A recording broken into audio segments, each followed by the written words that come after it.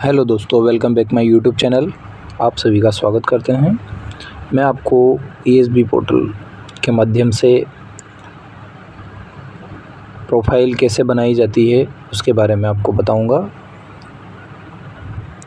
हम यहाँ पे ईएसबी की ऑफिशियल वेबसाइट पे आते हैं, जहाँ से हमें लिंक मिलता है कि शिक्षक का फॉर्म कैसे भरें। इस पर हम क्लिक करेंगे।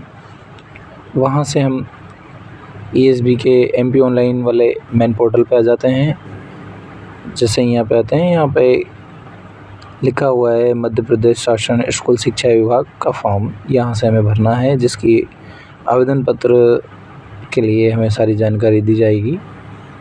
वो हम आसानी से पढ़ सकते हैं, वो बाद में भी देख लेंगे। जिसमें आवेदन पत्र दिया हुआ है, उसमें उसकी फॉर्म भरने की प्रारंभ तिथि है और फॉर्म भरने की अंतिम तिथि दोनों दी गई है। इसके बाद हम यहाँ से इसकी जानकारी भी पढ़ सकते हैं और फॉर्म फिल कर सकते हैं। इससे पहले कि फॉर्म फिल करें, उससे पहले मैं आपको उम्मीदवार प्रोफाइल कैसे बनाई जाती है उसके बारे में जानकारी दूंगा, क्योंकि हमारे पास जब तक प्रोफाइल नहीं होगी तब तक हम फॉर्म भर नहीं सकते। इसलिए पहले हमें प्रोफाइल की ज़रूरत होगी, इसलिए हम प्रोफाइल बनाएंगे। यहाँ से हमें प्रोफाइल पंजीकृत करे पे क्लिक करना है। अब हमारे पास पहले से प्रोफाइल तो बनी हुई है नहीं, तो हम यस पे टिक करेंगे नहीं, हमें नो करना है। नो करके ही हम आगे बढ़ेंगे, जिसमें हमें हमारा मोबाइल नंबर मांगेगा, तो हमें यहाँ हमारा मोबाइल नंबर फिल कर देना है। उसके बाद में मेल आईडी, दोनों चीज़ें फिल करने के बाद में हम अच्छे से चेक करें कहीं गलत ना हो। यदि हमने गलत डाल दिए तो फिर हमें दिक्कत आएगी, इस वजह से हम चेक करके फिल करें। फिर यहाँ पर हमारे कैप्चा कोड डालना है। कैप्चा कोड डालने के बाद में हमें ओटीपी प्राप्त करे पे क्लिक करना है।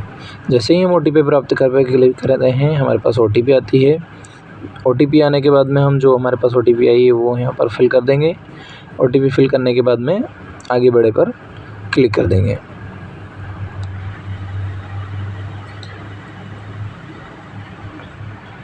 ओटीपी फिल थोड़ा सा टाइम लग रहा है, सर्वर का कुछ इशू चल रहा है।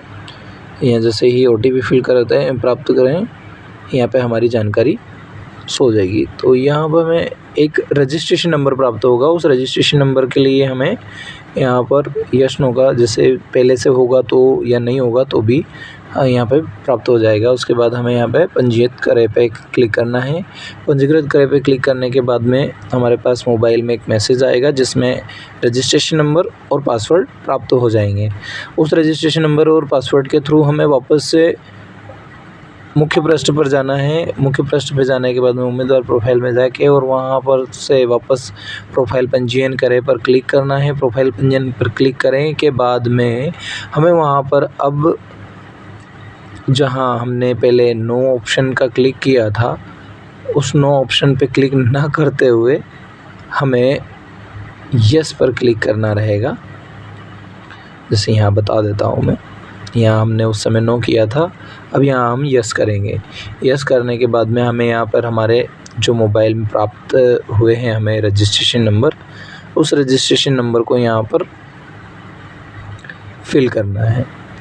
रजिस्ट्रेशन नंबर को फिल करने के बाद में हमें अपनी पासवर्ड जो हैं वो डालने हैं और यहाँ पर हमारा कैप्चा कोड डाल के ही लॉगिन पर क्लिक करें। लॉगिन पर क्लिक करने के बाद ही हमें यहाँ पर केवाईसी का ऑप्शन मिलेगा कि प्रोफाइल पंजीयन ई केवाईसी। अब हम केवाईसी किस माध्यम से करें? केवाईसी हमें सिर्फ़ और सिर्फ आधार के माध्यम से करना है, क्योंकि यदि हमारे पास आधार नहीं होगा तो हम इसका प्रोफाइल पंजीयन नहीं कर पाएंगे।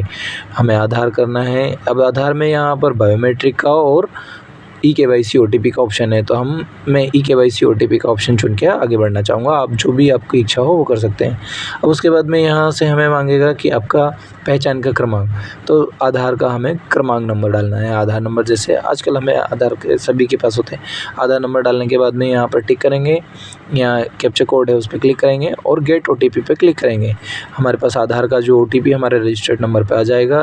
आधार का जैसे ही ओटीपी जनरेट होता है वो हमें यहाँ पर फिल कर देना है। आधार ओटीपी हमें यहाँ फिल कर देना है। आधार ओटीपी फिल करने के बाद में हमें यहाँ पर उसको परमिशन देना है कि हाँ, हमें अपनी जानकारी साझा करना चाहता हूँ। जानकारी साझा पर क्लिक करें और यहाँ पर गेट डिटेल करें।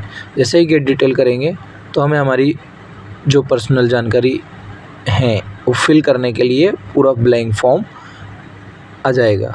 अब ब्लैंक फॉर्म आ जाएगा, हमने हमारी आधार KYC कर ली है। अब हम अगर यहाँ पर किसी भी प्रकार से कुछ भी गलत डालेंगे तो हमारा फॉर्म सबमिट नहीं होगा, हमारी प्रोफाइल कंप्लीट नहीं होगी। इसलिए हमें जो हमारे आधार कार्ड में जानकारी है वही यहाँ पर फिल करना है ध्यानपूर्वक से। नाम, date of birth, father name ज़रूर यहाँ पर आप अपने मार्कशीट के हिसाब से करें। बाकी आपका नाम और आपकी डेट ऑफ बर्थ आधार के अनुसार ही करना है। हालांकि इसमें डेट ऑफ बर्थ का ऑप्शन दिया है, उसमें लिखा है कि आप 10वीं की अंक सूची के हिसाब से भी कर सकते हैं। तो 10वीं की अंक सूची के हिसाब से कोशिश करें कि 10वीं की मार्कशीट में और आधार कार्ड में एक जैसी ही जानकारी हो।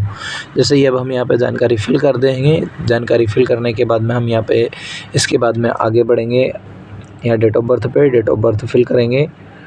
डेट ऑफ बर्थ फिल करने के बाद है तो यहाँ पर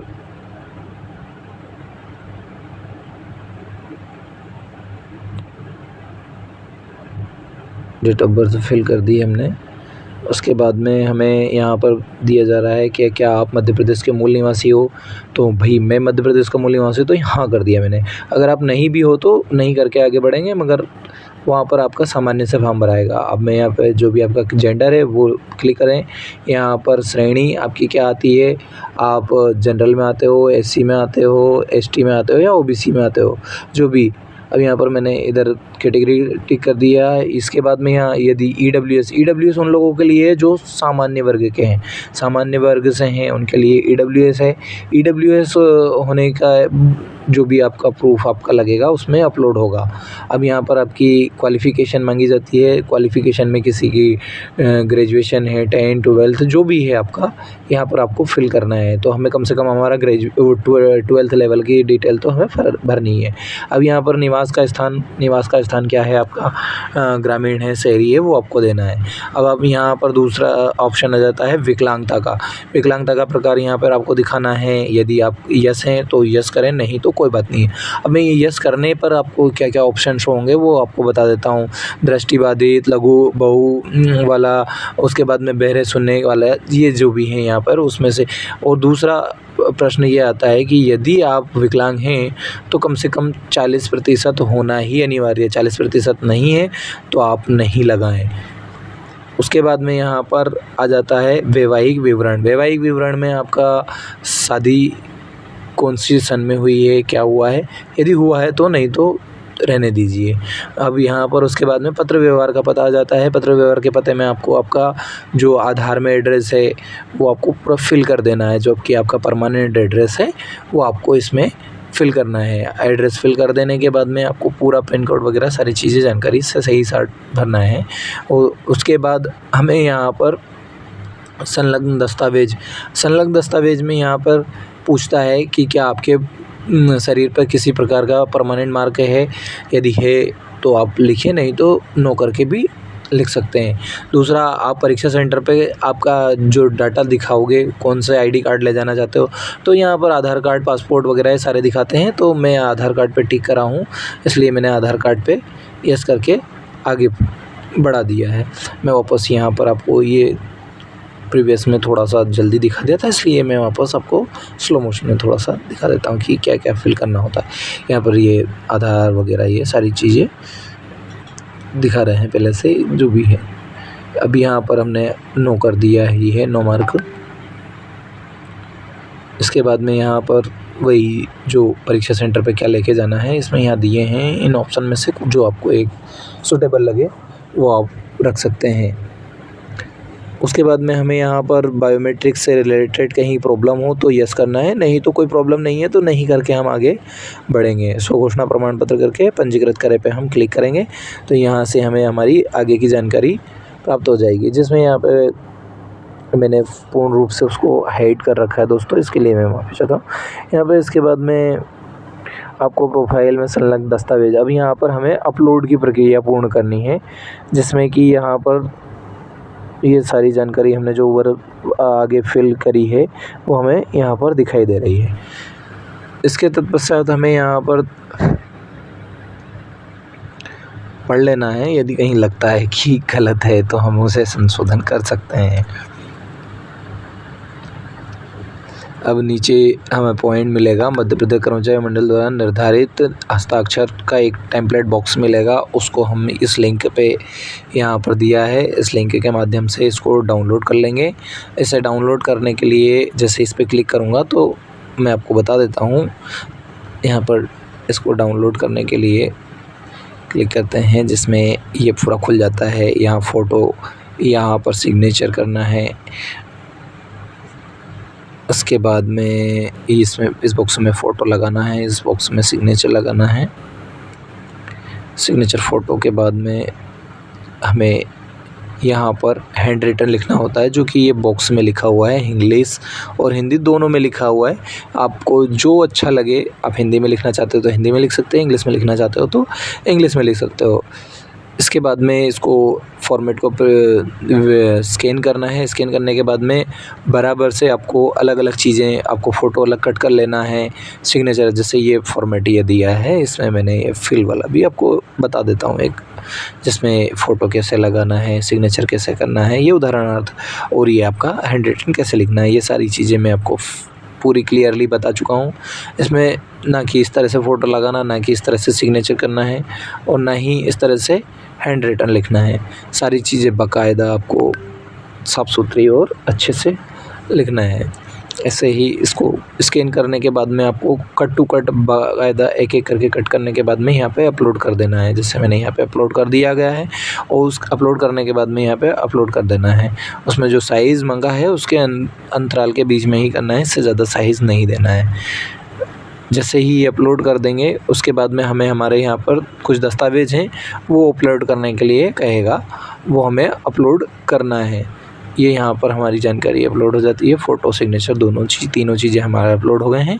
अब यहाँ पर हमसे जन्म तिथि का प्रकार मांगेगा, उसमें 8वीं 10वीं 12वीं कोई सी भी लगा सकते हैं, या जन्म प्रमाण पत्र हो तो जन्म प्रमाण पत्र लगते हैं। तो यहाँ से हम 10th लगाएँ, और उधर यहाँ पर हमारा जाति प्रमाण पत्र हमने कैटेगरी दिखाई दी तो जाति प्रमाण पत्र संलग्न कर दिया है। इसके बाद में यहाँ पे सबमिट कर देंगे। सबमिट करने के बाद में ही हमारा प्रोफाइल कंप्लीट हो जाता है। तो इस तरह से दोस्तों आपको प्रोफाइल सबमिट करने के लिए मैंने बता दिया प्रोफाइल कैसे बनाया जाता है। आपको हमारी वीडियो अच्छी लगे तो हमारे चैनल को सब्सक्राइब करें, और चैनल को सब्सक्राइब करने के साथ साथ बेल आइकन को ज़रूर दबाएं, और लाइक एंड कमेंट करना ना भूलें, और अपने दोस्तों को रेफ़र